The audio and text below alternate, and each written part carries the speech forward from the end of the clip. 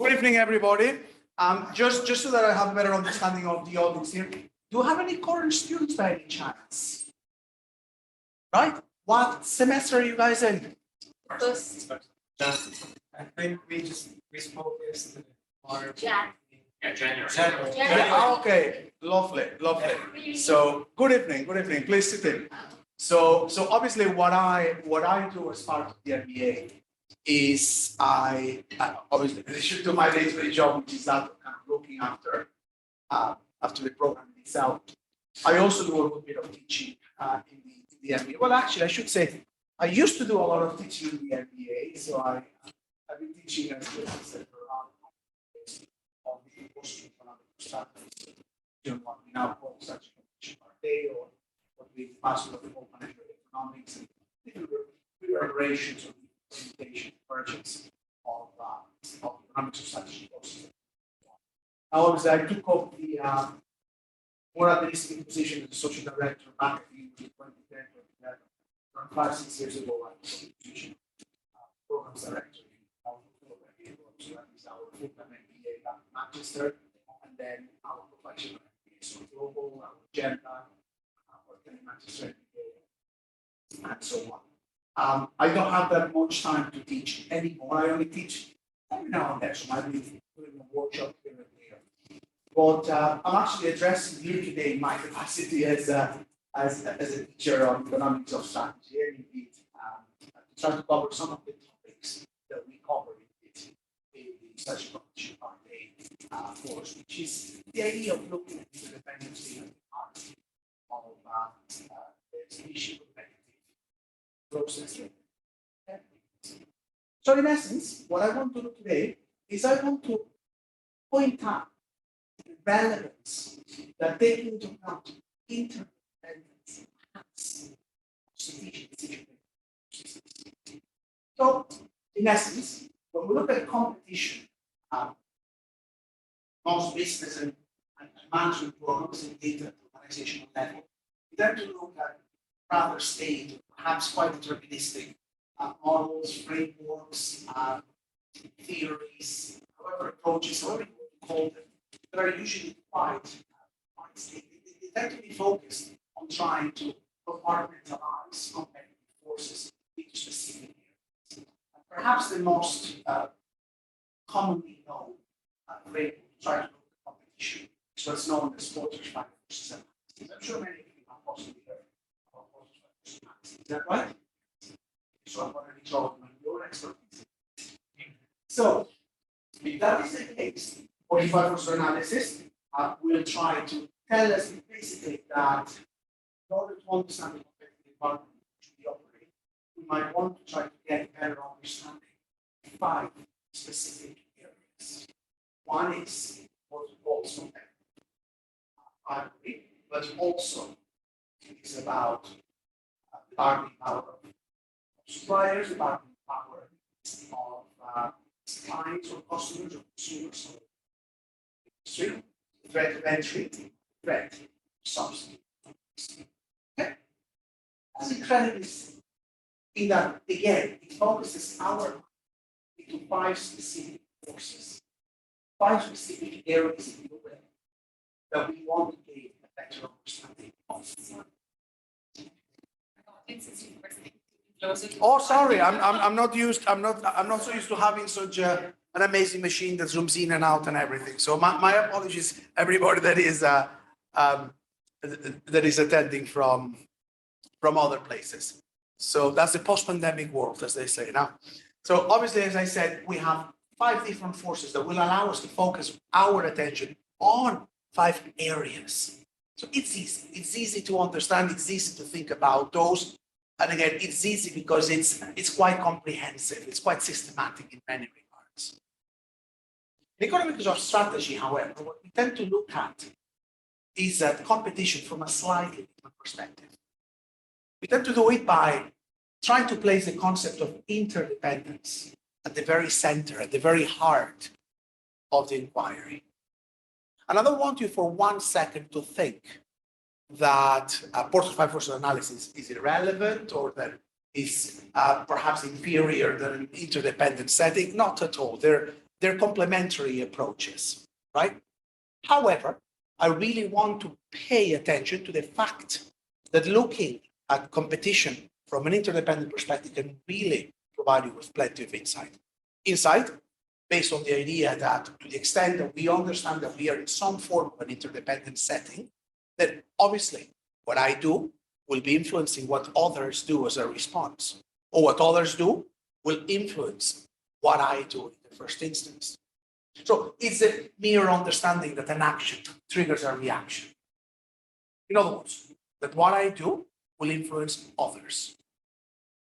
It follows then logically that if I think that an action will trigger a reaction, then the better I know my competitor, the more likely it is that I can try to anticipate. And notice I'm saying try, I'm not saying that I will anticipate, that I try to anticipate. World is too messy, things are too chaotic, it's impossible for us to predict exactly what will happen. But the more information I have about my competitor, the more likely it is that I can somehow anticipate his or her likely reaction to what I do. Or, one step back, the more likely it is that I will be able to prepare better strategy in the first instance, one that takes into account that likely reaction. So this is exactly what interdependence is about. In economics, we tend to refer to interdependence as what we call games. In other words, we tend to look at game theory as a framework that allows us to place interdependence at the heart of the inquiry, as I said earlier. It allows us to look at competition from a slightly different perspective. It's not about trying to compartmentalize competitive forces into five, but it's just taking a totally different perspective. It's trying to place that concept of interdependence from a totally different perspective at the very heart of what we're trying to do. And this is exactly what I'm going to try to do for the next 45 minutes or so. I'll first of all look at that more traditional approach to competition, so that which we called Porter's five forces analysis. I'll try to very briefly, and I'll possibly take 10 minutes maximum looking at Porter's five forces analysis. Yet, I want to look at this because it's ultimately the bread and butter of what many courses, what many modules in an MBA would do. And as a matter of fact, when I was saying, many of you have actually studied our MBA or are studying the MBA, and most of you were possibly the same that said that you had heard about Porter's five forces analysis. Why? Because you've possibly covered it in marketing courses or in OCB. You'll be covering it in a strategic management course, or what we call strategic competition part B. You'll be covering in courses like international business strategy and advanced strategic management if you take it as an elective, or indeed you will be taking it as well on your live business project or in the vast majority of strategy-based courses. It's bread and butter for MBAs. Okay. Once I've actually covered that Porter's five forces analysis approach, that bread and butter, and again, I'll be just in essence scraping the surface there, right? I will be looking at how can game theory, that idea of interdependence, provide us with different insights as to how we can actually look at a complementary way of looking at competition. And I will do it by means of referring to an example, not an example that I've actually put together, but an example that a group of MBAs presented to me as part of assessment a couple of years ago, simply to make the point of how interdependence can really explain, how can game theory really explain competitive strategy. So let's start off with Porter's five forces analysis. What is it? Some of you told me that you knew what Porter's five forces analysis was about. Anybody can tell me? What is Porter's five forces analysis about? And I'm not looking for a list of the five forces as of yet, right? Just simply, what is it that it tells us? What does it do? What do we use a Porter's five forces? Anybody? Don't be shy. Guys, you're not being marked or anything here. What does Porter's five forces analysis do? I'll put the slide there. So maybe that gets you to remember what it is about. Is this working, do you know?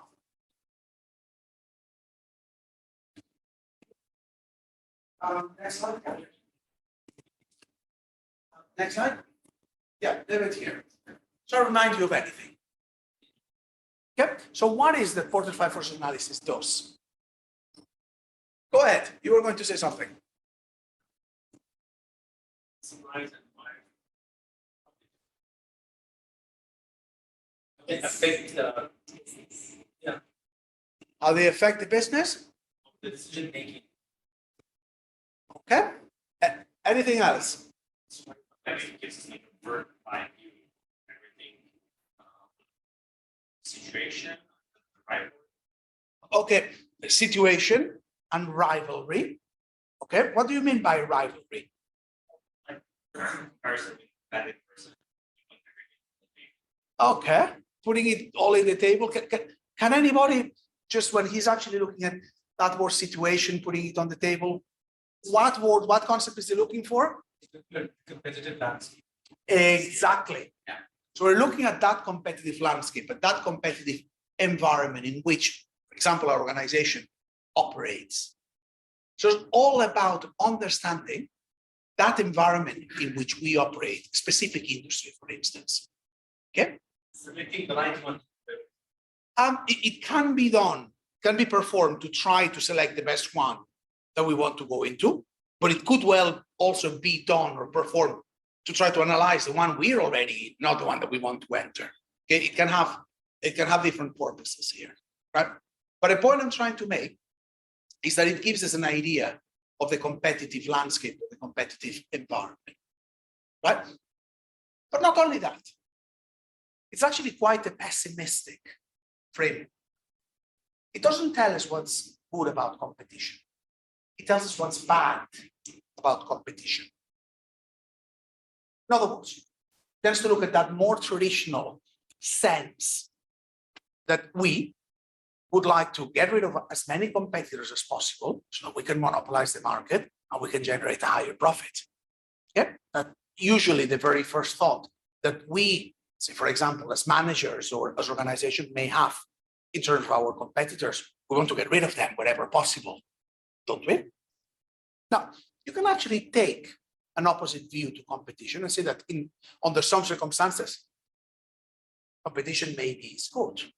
Under which circumstances do you think competition is good? When is competition good for you as a manager, as an organization? Why? When we want to? When we want to innovate. So not that we want to innovate, perhaps, but we're disciplined into having to innovate. The more competitive the environment is, the more likely it is that to stay afloat, we're going to have to innovate. Whether we want it or not, we will have to, right? But maybe ultimately that's good for us because it really recharges us into having to do what we need to do, right? Any other thoughts? When you view the landscape of competition, you understand who's leading and who's following. Perhaps, yes. And then you will could be target to be the lead.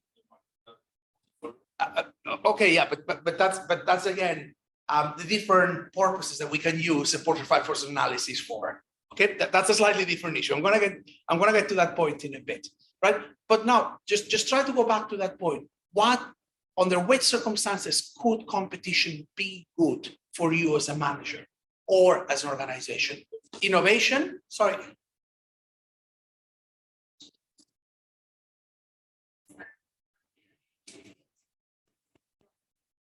Very interesting. Can you give an example of that?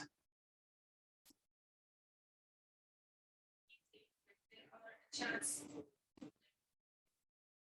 get more share or to win or to lose. Well, you're not so if we're looking at the benefits of competition for us as an organization, we are not looking at the possibility of losing. We want to be looking at the possibility of winning. Yeah, but then that's not good. Then we're going to the more traditional sense of competition. How? That's exactly the point I'm trying to. It expands, like they are new customers, for example, so our base of just the market in itself. Yeah. Depending on the market and the situation that they can have. Absolutely. Can you give an example of it? Let's say a new product comes in Dubai, which is, I don't know, Dubai never had a mobile provider, and then everyone starts using mobiles, and then if it was only at salad, it would go slower. If there's two operators, it goes faster, and everyone gets mobile. And now the market is fully saturated. Right. With users. There's a different type of competition. That's right. That's right. Even retail, for example, 10 years ago, we used to have 3 retail, for example, just for baby clothes.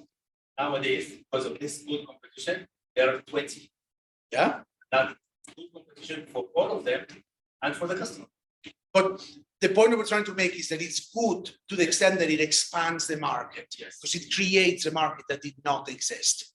Okay, so the idea is that I like that idea about, well, initially there is no telecom provider, there's one.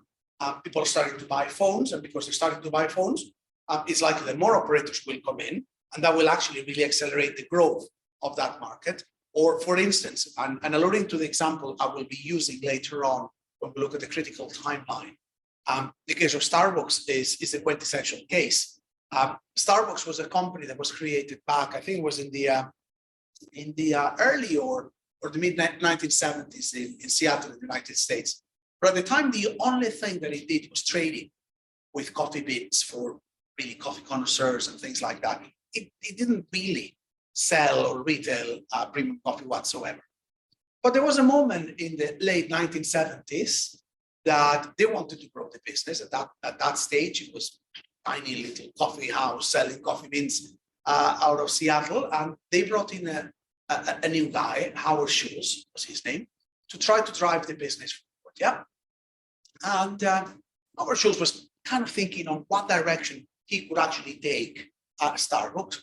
Didn't know what to do, and a great idea came to his head. I think it was back in 1983 when he went to a coffee fair or a coffee exhibition in Milan, in Italy. Yeah, and as he was going back from the exhibition to his hotel in the evening, so 5, 6 o'clock in the evening, he could not but have noticed that Italians had actually just finished work, and they tended to congregate in coffee places, all having their coffees, moving their hands as Italians do.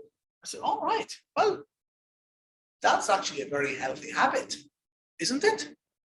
What do Americans do if they want to relax and let off some steam after work in the evening? What do they normally do?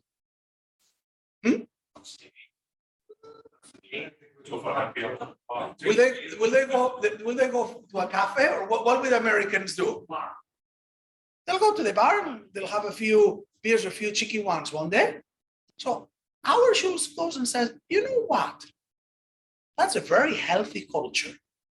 I'm going to create a coffee drinking culture in the United States, just like in Italy. He went back with this great idea. Everybody took it as a fool. So, coffee drinking culture? Listen, we're in the United States. This is not Italy or a Mediterranean country where we drink coffee. There's no coffee drinking culture. No, I'm going to create it. Guys, so much for those who thought that Howard Schultz was crazy. Look at how much he's actually succeeded. Not only in creating a coffee drinking culture in the United States, but creating it basically all over the world, yeah? And words such as cappuccino and Americano and a latte, who would have heard those words 30 years ago? Nobody outside of Italy. Now we actually are, I'd say most of us are hooked into premium coffees. How many of you had a premium coffee today? I include myself. And if you haven't, there's a coffee machine out there, right? Well, you're having one of them in here, yeah? Because you won't be able to sleep there. No, but the point I'm trying to make here, guys, is he's actually been incredibly successful. And that success has actually been exported to many different countries all over the world. Obviously here, perhaps there was more in Arabic countries, perhaps there's a bit more of a historical culture of drink, perhaps coffee or in Mediterranean cultures and so on. But there's now a premium coffee drinking culture pretty much everywhere. From China to most parts of even Northern Europe. In the UK, where I come from, there's very big successful coffee chains. So for example, which you guys have here as well, Costa, Nero, which are way, way, way bigger than Starbucks in the UK, for example. But think about it. If you are in Manchester and you were Costa and you were succeeding a lot in selling more and more and more premium coffee, do you think that in doing so you would be necessarily annoying Starbucks? No. Because to the extent that there is somebody that did not drink lattes that goes to the Costa one day, tries a latte, says, you know what, I like that. Tomorrow I want another one. And I happen to be somewhere where there is no Costa. Oh, but there's a Starbucks. I must well go there. So in that sense, competition is growing a market to the point that that market is not saturated. Don't you think that competition can help us grow or create a new market that didn't exist whatsoever? Absolutely. And that's what happened. Same thing with Apple and, for example, tablet computers. Who? Tesla, yeah, same thing. But I was saying even tablet computers, yeah. Who was able to sell tablet computers? And believe me, many companies had actually tried. HP, Dell, they had all tried to have tablet computers, which nobody wanted. It took for Apple to produce the iPad. Everybody wanted an iPad. And then manufacturers went back to producing the tablets and they were successful only because Apple had been successful. So it was the success of one of the competitors that grew that market. So competition can be good. Yet, Porter doesn't focus on that aspect of competition. Porter looks at that more traditional sense that competition is bad. Why? Because competition stops us from being able to generate profits. The more competitors we have, the more competitive a market is, the more is actually impinging on our ability to generate high profits. And to that extent, then, Porter speaks about 5 different forces that we want to gain a better understanding of in order to understand this competitive process. As I said earlier, what Porter does is it tells us that we should be looking at competitive rivalry. We should be looking at the bargaining power of suppliers, at the bargaining power of customers. We should be looking at the threat of differentiation and at the threat of new entry. Very quickly through each one of them. So that one which we have in the competitive rivalry. Here, we're actually looking at the competition that prevails in that marketplace at one moment in time. So we're looking at incumbent competition. And in so doing, not only we're trying to define the market where we operate in very narrow terms, or in very wide terms. So we could easily say, who's a competitor to Masafi bottled water? Who is a competitor? Hi Dubai, Aqua. Okay, Align Water, right? Okay. Is Evian or Volvic Water a competitor of Masafi Water? It's an indirect competitor. But not really. Is it indirect? Lots of other competitors. Okay. You have the indirect competitors on juices. Other Okay. gold juices, the Other nut beverages. juices. Let me take it further. He's drinking a coffee. Is that coffee a competitor of Masafi Water? No. Yes. Yes, it's an indirect. It depends. It depends on how broadly or how narrowly you define that competition. If I define specific market as local bottled water, then we might have Masafi, we might have Alain, and things like that. I might be saying that I want to look at the market for refreshing beverages, in which case I might include Coke, Pepsi, or soda. Or it could be simply liquid drinks, in which case I also include coffee. So that's the very first thing you always need to do when you look at competitive rivalry. You need to have a better understanding of what is your relevant market, how narrowly, how broadly you define it. Okay? And only once you've done that, and again, we could be here forever and try to analyze what are direct or indirect competitors, without a doubt. Again, I'm trying to summarize it as much as I can, because I only want to be scratching the surface, as I said earlier. Right? But once we have a good understanding of what is our market definition of that relevant market, then we go on to looking at what are the key attributes that define competition in that very specific industry, that's very specific market. In other words, we're looking at what is the nature of competition in that very specific situation, in that specific industry, that specific market. And usually, we can, in essence, try to look at two different types of competition, what we call price competition or non-price competition. Price competition, again, quite obvious. I decrease my price because I want to poach market share at the expense of my competitor. My competitor might decrease their price, I actually match it or undercut me, and we go in that downward spiral of price reduction that benefits who? The consumer, but does it benefit me as an organization? Absolutely not. At the end of the day, we might end up triggering what we call a price war, with, in essence, end up with the exact same market share we started with, but yet with very, very small profit margins. Yeah, the consumer certainly benefits. We don't as an organization. We don't as a manager. So rule number one, try to avoid price competition as much as you can. Non-price competition. How could we be looking at it? By virtue of looking at differentiation, by trying to look at new product development, trying to change features, and so on. One of the key differences between them is that as we look at Porter's 5 forces analysis as a way of trying to look at how those forces impinge on our ability to generate profit, usually we think of price competition affecting our profit via revenue. So in other words, if I reduce my price, my profit is being hit because my revenue is decreasing.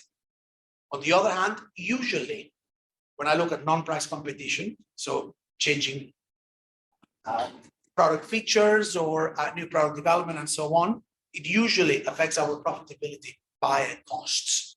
New product development is increasing our fixed costs, R&D, for example, innovation, and so on. We might be looking at differentiation, which normally comes at a variable cost. I'm changing the packaging, I'm changing the smell, I'm changing the color, or I'm changing the post-sale service that I provide my customers with.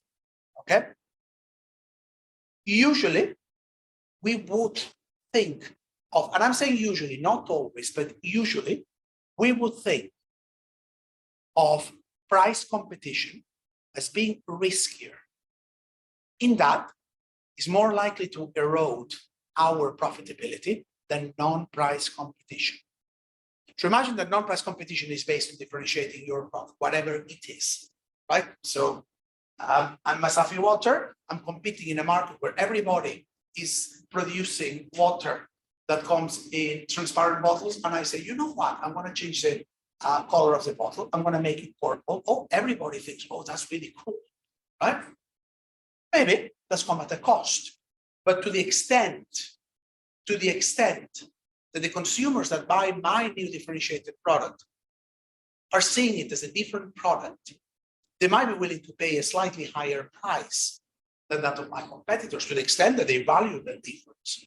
So in essence, through non-price competition that comes at a cost, I might be able to pass on that increased cost as a higher price. I might find it perhaps a bit easier to justify that increase in price because I'm trying to pass on part, perhaps match it, or perhaps even more than proportionately pass on that cost as a higher price to my competitors. So it's likely that my profit will be less affected.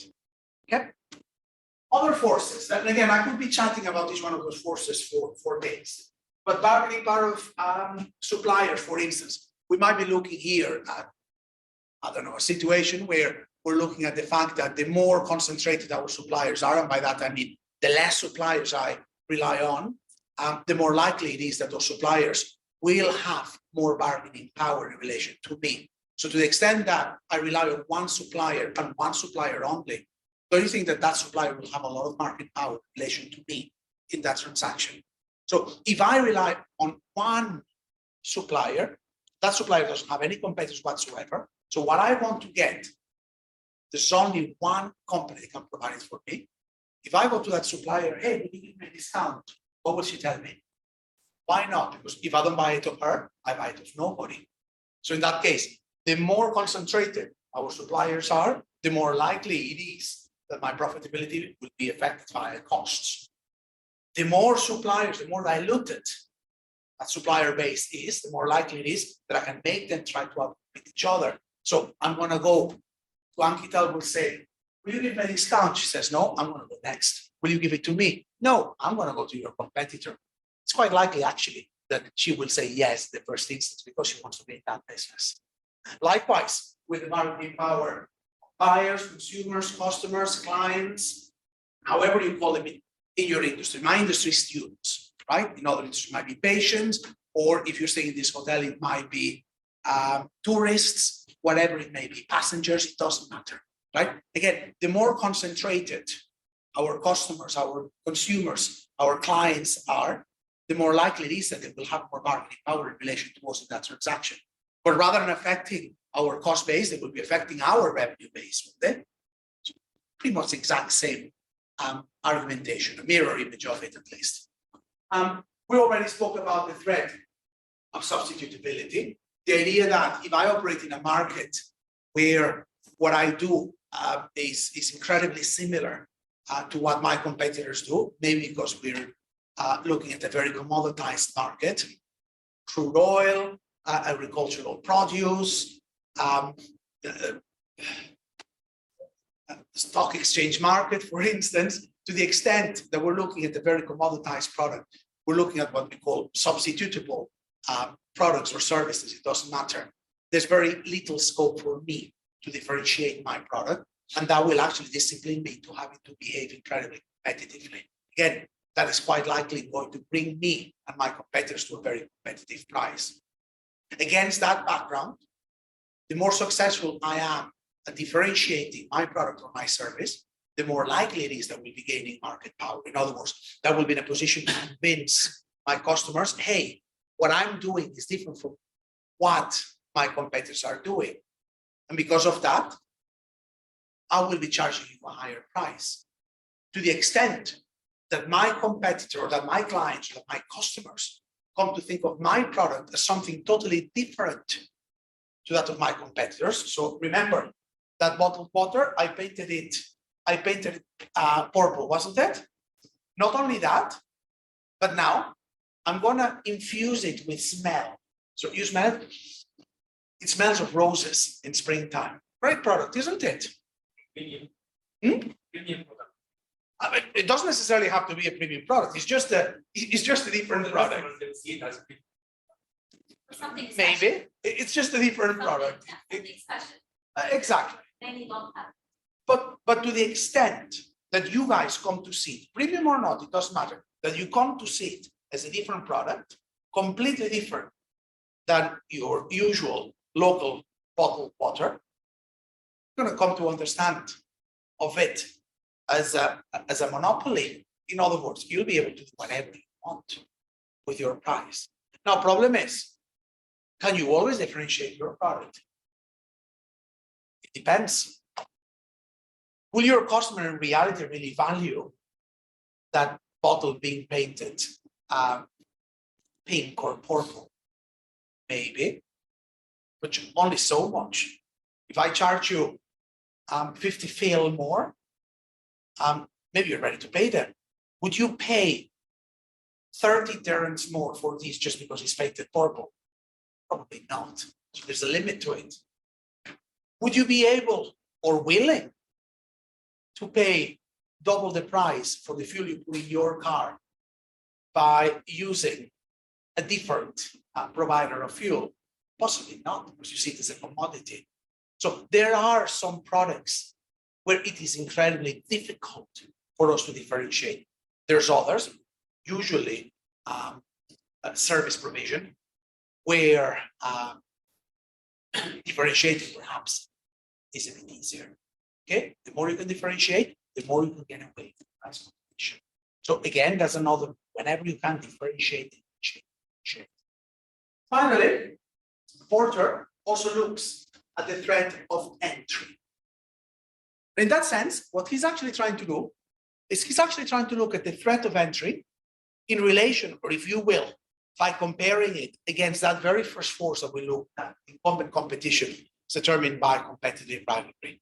So Porter tells us that it's not only that current competitors will dictate our ability to generate more profits, or the fact that we have to reduce our profits, but that potential competitors, those who could easily start competing against us, but are as of yet not doing so, can also really have a, yeah? Management into the market. Maybe there are lots of regulations. It might not be able, it's also possible. So it might be a way. There is like a well-known brand, like for example, with Starbucks and loyalty. So it would be much easier for Starbucks. There, since it's a new brand. Yeah. It's a totally new entity, not a recognized brand. It's much harder, especially if we have. Absolutely. But the key point I'm trying to look for, the key word, if you will, is that of new entrants. So we're actually looking at how easy or how difficult it is to enter a market. So in that sense, when we're looking at the market with no barriers of entry whatsoever, so in other words, that it's incredibly easy to come in, that it is not costly, in other words, to come in, then don't you think that that threat of competition will discipline me? I could be a monopolist here. I could be the only provider in that industry. Okay? But from the moment that it's easy to come into that industry, from the moment that anybody sees that I'm making a lot of profits and that it's easy to start competing against me, don't you think that they're going to start coming in? So is that threat of competition dictated by whether or not there are barriers of entry, or looking at how high or how low they are, that will discipline me into having to behave competitively, even if I'm a monopolist? And what Porter tells us is that we always need to be conscious of those barriers of entry: regulation, brand loyalty, economies of scale, anything that stops new entrants from coming in, allows us to basically do whatever we want with profits. But there's no barriers of entry, we'll be disciplined into having to behave incredibly competitively. Okay, very, very, very important.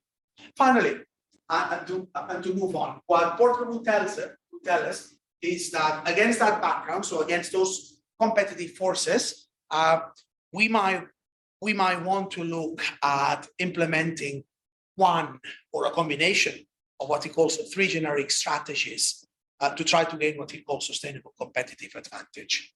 And those three approaches or strategies that he speaks about are cost leadership, so try to reduce our costs as much as we can; differentiation, I've already spoken about it; or a focus strategy. So in other words, just try to focus on a niche of a market and try to supply better than everybody else.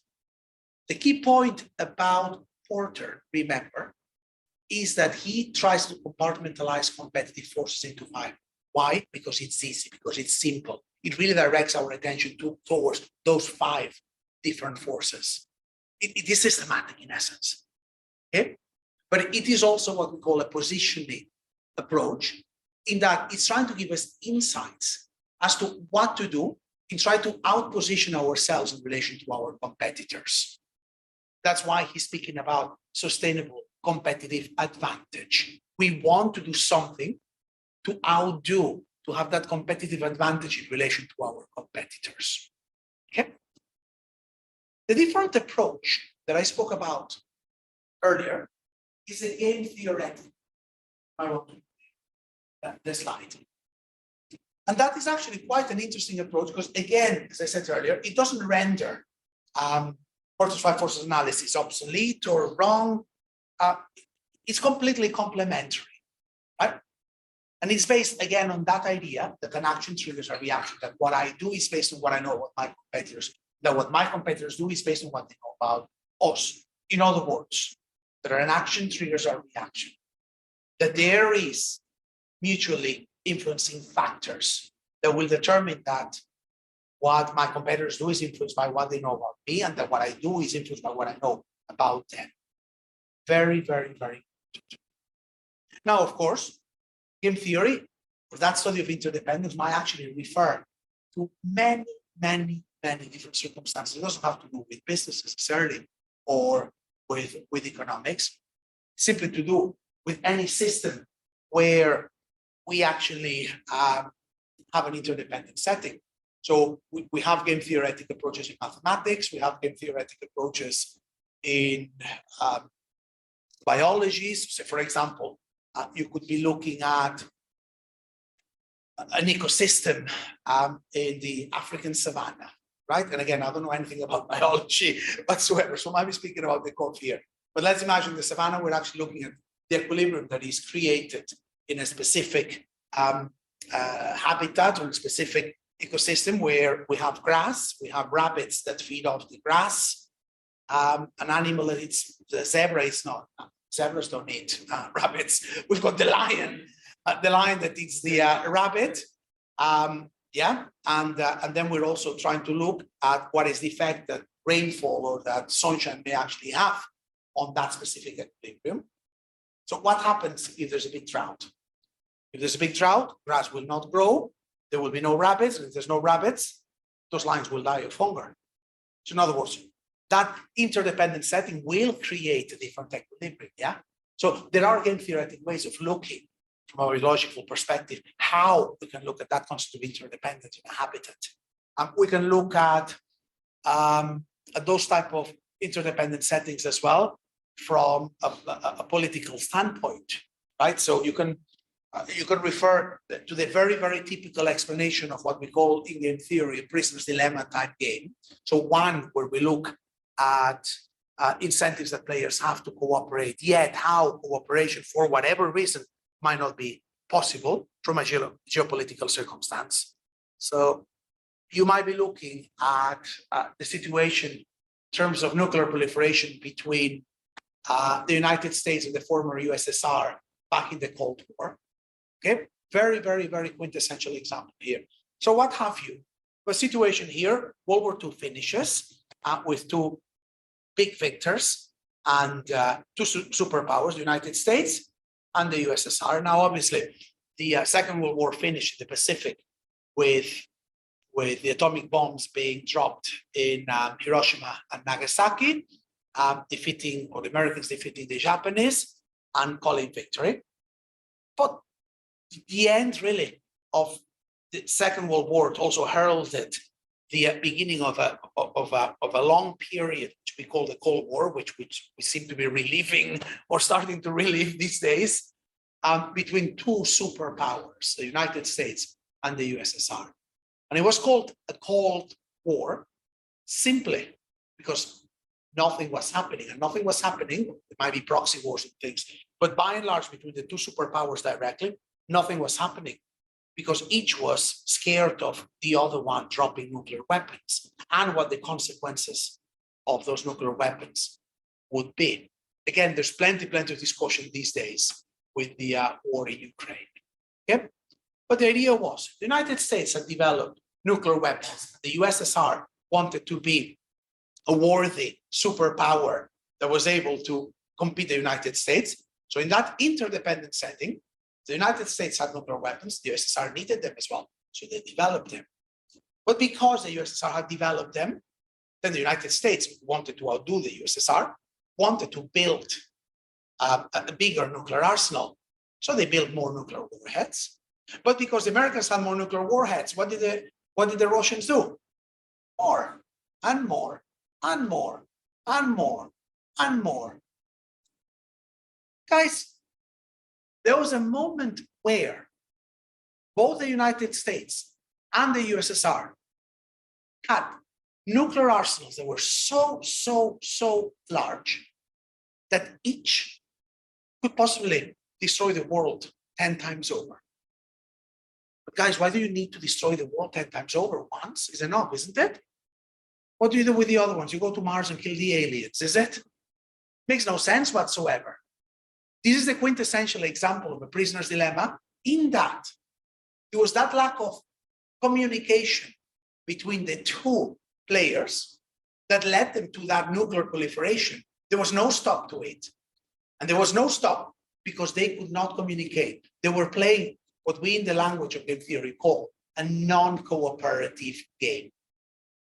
Why were they non-cooperating? Because of the geopolitical circumstances. We're avoiding it. They were not speaking to each other in essence. Now, what would they have been better off doing?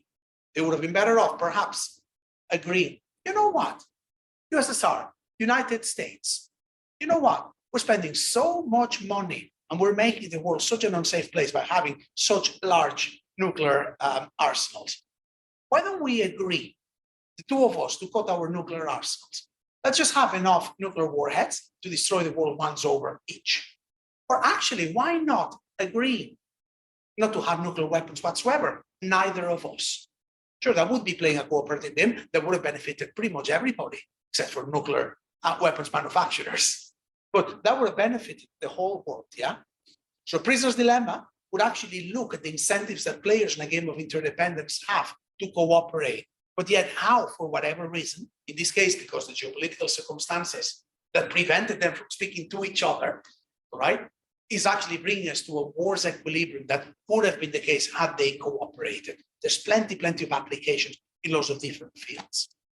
Now, in our case, we tend to be interested in looking at applications of game theory of interdependence in the field of business and economics.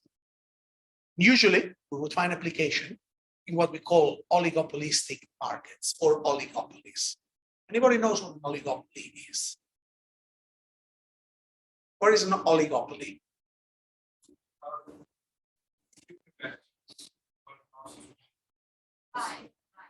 Five. Okay, that's a very deterministic definition. Yes, usually we speak about an oligopoly as a market with 5 or less players. I'll actually even relax that assumption. I would simply say, exactly as you say, that an oligopoly is a market with just a few competitors, each big enough to be able to exert influence as to how others operate. So if I'm in a market, if I'm in an industry, telecoms, banking, shipping, where there are, for example, in a specific market, 3 competitors, 1, 2, 3. Don't you think that we will all have enough market share to ensure that we know each other well? Don't you think that I will be very conscious of who my competitors are? I'm going to be looking at his prices. If he drops them, it's quite likely to react to that. If he drops them, it's quite likely to react, and so will he, right? An oligopolistic market is a market, in essence, characterized by interdependence. It follows, again, logically. If game theory is the formal story of interdependence, and oligopolistic markets are markets characterized by interdependence, then of course, game theory will provide us with plenty of insight as to how we go about understanding oligopolistic markets. And now you might be asking, but why focus on oligopolistic markets? Guys, the vast majority of economic activity in the world tends to be managed by industries that are rather oligopolistic. Right? I've mentioned a few examples: telecoms, pharmaceutical industry, banking, financial services, business schools, transport, airlines, aircraft manufacturers, so airspace. It's quite likely that the vast majority of you, actually, show of hands, how many of you work in an oligopolistic industry here? I'm sure most of us, actually, guys, the vast majority of us tend to work in quite oligopolistic industries. That's why it's so important to study them. And that's why we like placing that concept of interdependence so much at the heart of the inquiry. Okay? As it happens, game theory, or its study, is actually quite recent in the order of things. It only dates back to the 1930s, when 2 mathematicians, von Neumann and Morgenstern, started using mathematical equations to model interdependence. And again, it has found applications in loads of different fields of studies. One of the strongest and most robust, I would say, concepts used in game theory had to wait until the 1950s, when John Nash came up with the concept of what we actually now know as the Nash equilibrium, position of stability where everybody does what's best for them in light of what they know about their competitors. You might be wondering, but isn't that obvious that we do what's best for us in light of what we know about our competitors? Yeah, but yet it took for someone to say it, for us to think about it a bit more systematically. As it happens, he gained a Nobel Prize in economics back, I think it was in 1993 or thereabouts, simply for saying this.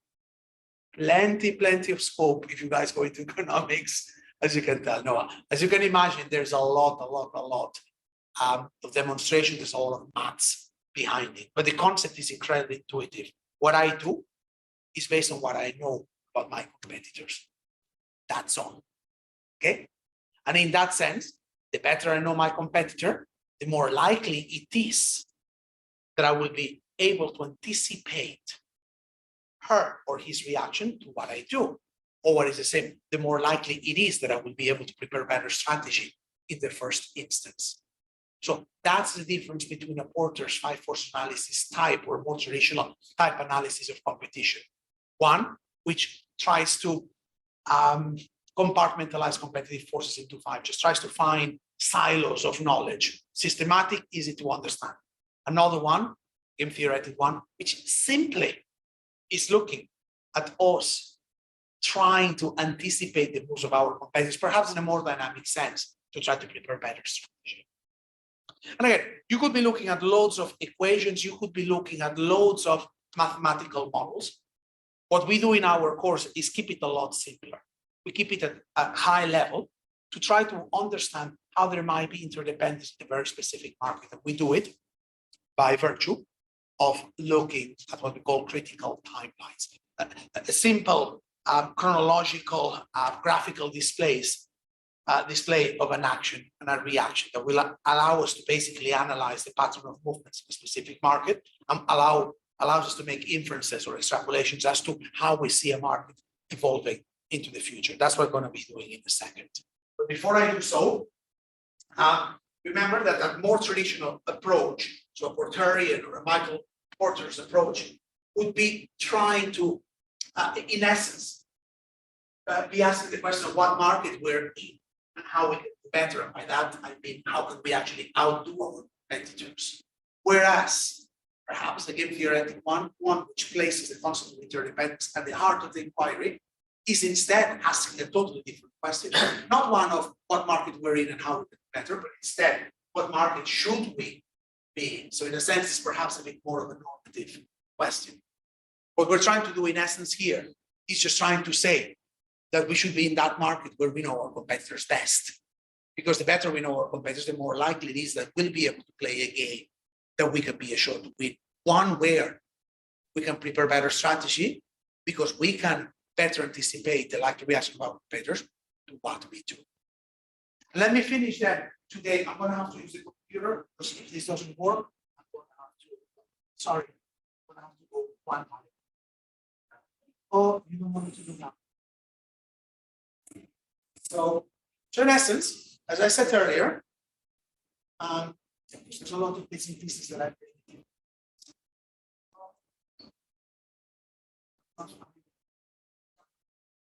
Okay, just once, yeah. Lovely. So, as I said, I asked a group of MBA students a couple of years ago to present Starbucks as being in some form of a game of interdependence against another player.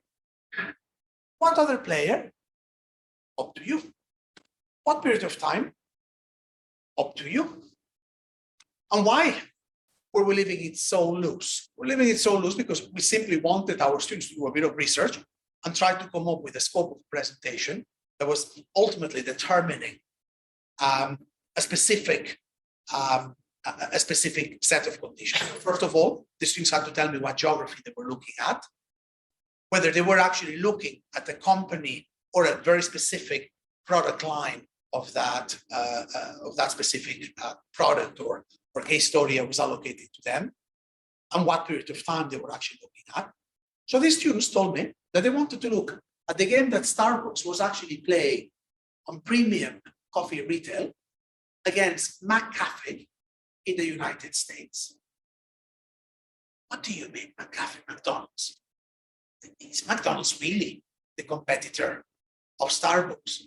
Sure, guys, when we think of Starbucks being here, McDonald's being here, yeah? Well, these guys tried to convince us that was not the case. They tried to say, well, McDonald's maybe is not what we have in our heads. McDonald's from the 1970s, very plasticky, all yellow and red, children vomiting around the place, Ronald McDonald running around the premise. No, McDonald's is actually quite different what it once was. In some ways, you could actually nearly argue that McDonald's has actually Starbucksized itself. Pastel nice colors. They all have nice couches. They have perhaps healthier menus. And more importantly, particularly in the United States and other markets. So I don't know if that's the case here in Dubai as much as it is, but I've actually seen it, particularly in places like Brazil or in China, where they actually have this concept which they call McCafe. But McCafe it's not, because in some places McCafe is still cheap coffee, no, but McCafe in some markets in McDonald's is actually a premium coffee drink. It's one which is here as well, yeah. It's not like years ago. okay, yeah. They've been rolling it out all over the place. Even if you think about the things, it's quite way much better. Yeah. Starbucks brand new. Yeah. No, so what these guys say is, McDonald's says, you know what? We actually have very well established network outlets all over 30,000 outlets where we sell hamburgers, chips, and fizzy drinks and all that. Premium coffee market is an incredibly profitable market. Why? Because the profit margin of a latte incredibly high. What do you need? You just need your premises, which McDonald's, by the way, already has, to do something else. So economies of scope and economies of scale here. But you only need a good coffee making machine. You need coffee beans and boiling water. That's pretty much about it, isn't it? Profit margins are actually enormous in premium coffee. Right? They wanted to go to that market, but to create that premium coffee feel, they start selling not the $1 a cup as they would have traditionally done. They say, you know what? We're going to sell them at $3.99 on average, where Starbucks is selling it at $4.99, right? And they say, and we're going to be selling them perhaps in a different counter within McDonald's. And sometimes there's even McCafes that are independent, they don't even sell burgers whatsoever. Okay, so big different concept, right? So start touching the icon. So McDonald's, we're told by these students, enters the premium coffee market in the United States back in 2006. And as what's your name? Maria. Oh yeah, you were there. Yeah, this one. So as Maria says, interestingly, there's plenty of tests, blind tests actually, that give coffee connoisseurs both Starbucks and McCafe to taste, and consistently, McCafe tends to rank a lot higher than Starbucks coffee for taste, for quality, for aroma, for flavors, for pretty much everything. Okay. At the same time, Starbucks is into trouble. Starbucks are growing incredibly in the noughties and in the 1990s and first half of the noughties. It started to have a bit of an experience, a bit of trouble in the mid noughties, right? And to the point that Howard Schultz, who had actually left the day-to-day running of the company, I think in year 99, 2000, he became the chairman, but basically he removed himself from those day-to-day operations. The new CEO loses his job, and Howard Schultz is brought back to have to remedy what was going on. So in other words, Starbucks had kept growing and growing. The share price kept growing. They never even paid a penny of dividends, ever. They kept growing and growing. The share price kept going up and up. But around here, things started to go south, started to go bad. And January 2008, they hit the bottom, rock bottom. Right? The share price has never been as low. Howard Schultz comes back. One of the very first things that Howard Schultz says is, guys, we need to return to ownership. Do you remember the very first time we went to Starbucks? Anybody remembers the first time we went to Starbucks? Also in the 1990s, I actually remember the first few times. Starbucks was kind of cool. But you went there and they had sofas. You went and you asked for a coffee, and they said, what's your name? Why are they asking for my name? And they call your name, Xavier, that's your coffee. They roast the coffee beans 1 cup per cup. You went on the sofa, and in the 90s, I probably thought it was a cool place to bring the girlfriend of the time. And it was kind of cool, it was hip, it was, you know. But what happened when there was literally a Starbucks in every single corner? It stopped being cool. It was Starbucks. What happened when the sofas went? They started making space for more tables and chairs, where you found them in the airports, when they stopped making your coffee and roasting coffee beans every single time, when rather than giving you porcelain cup, they started giving you a paper cup. That were all the changes that happened all the way to here. Howard Schultz says, well, perhaps we don't have to go so much as we were in the early 1990s, but let's bring back a few sofas. Let's bring back a few more ceramic cups, slowly but surely. Okay, nonetheless, McCafe keeps succeeding, launching the McCafe concept to all different markets, to different stores.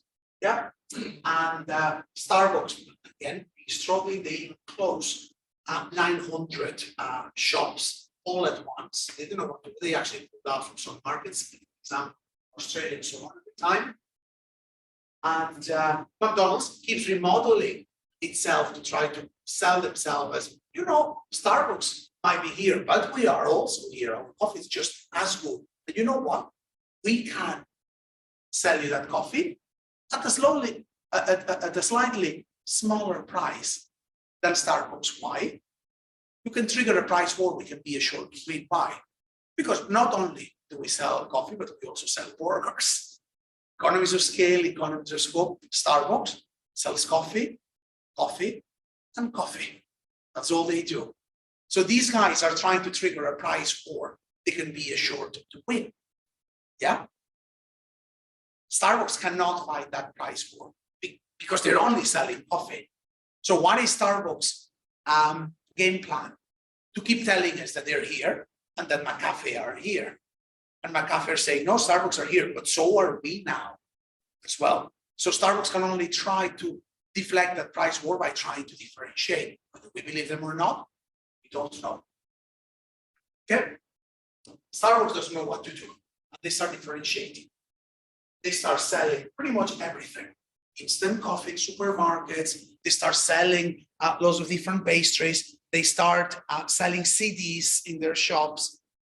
They don't know what to do. Okay? And look at this very, very interesting campaign. McDonald's starts an advertising campaign that says $4 is done. McDonald's now serving espresso. Do you know where the picture of this billboard is taken?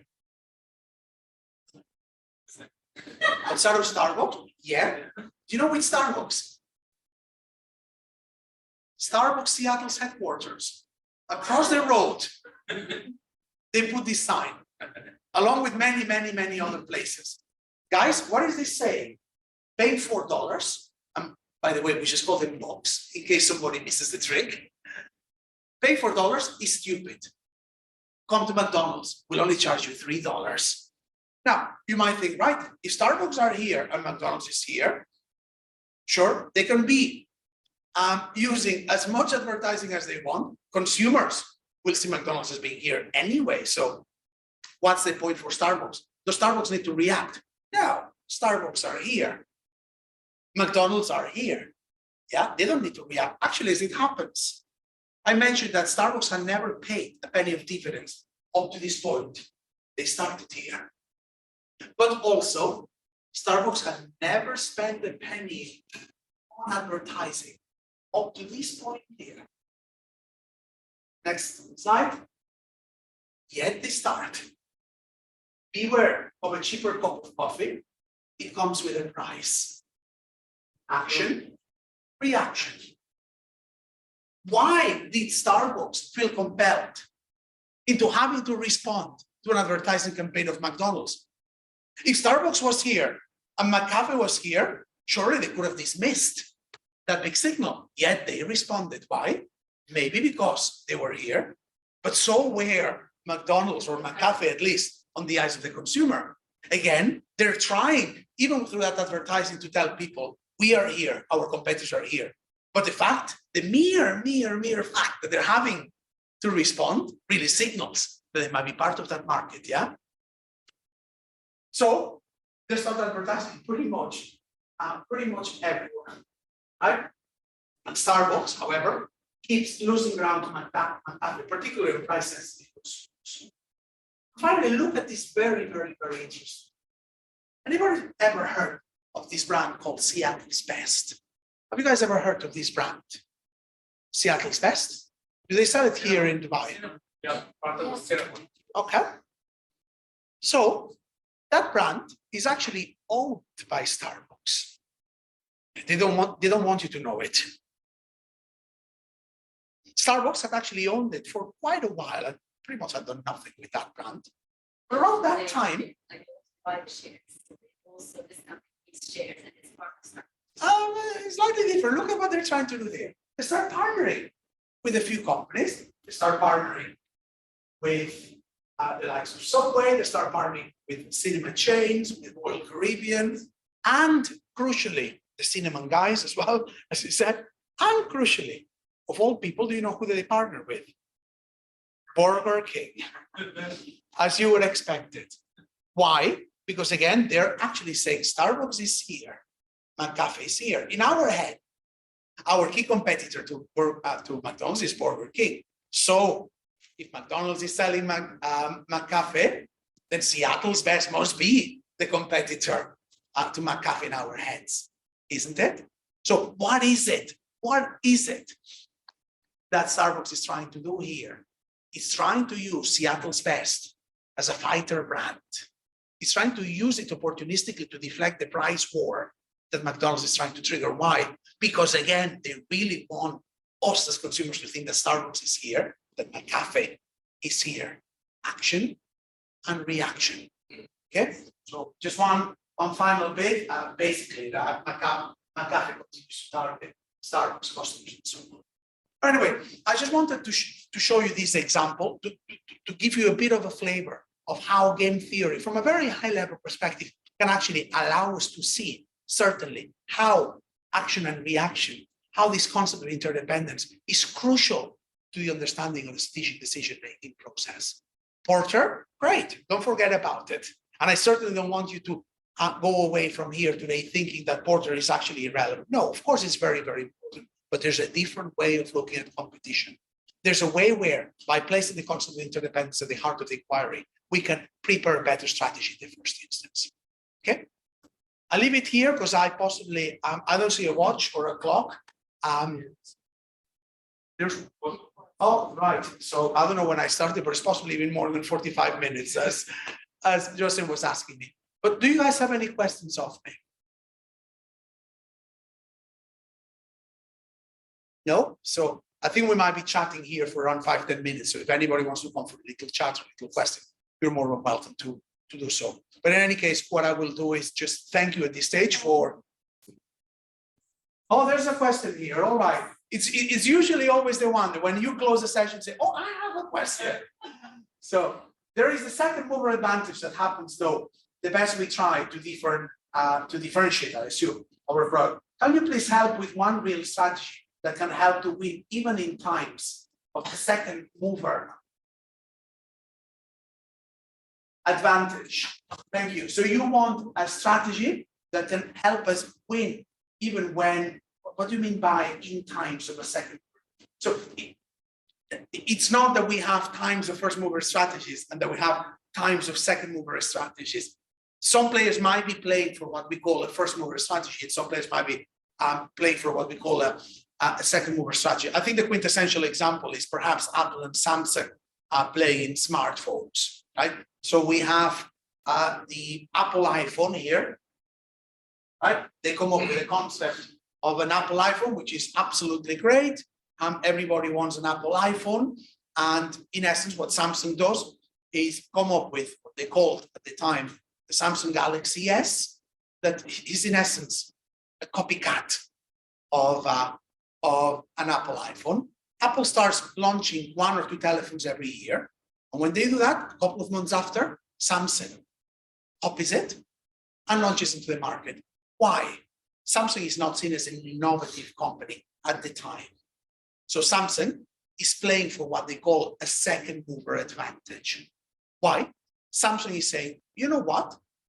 I can actually make the most out of the success of Apple's iPhone, who are actually very clearly going for a first mover advantage, by looking at how consumers react to the launch of an iPhone, and then try to improve my product a bit and basically copy it, right?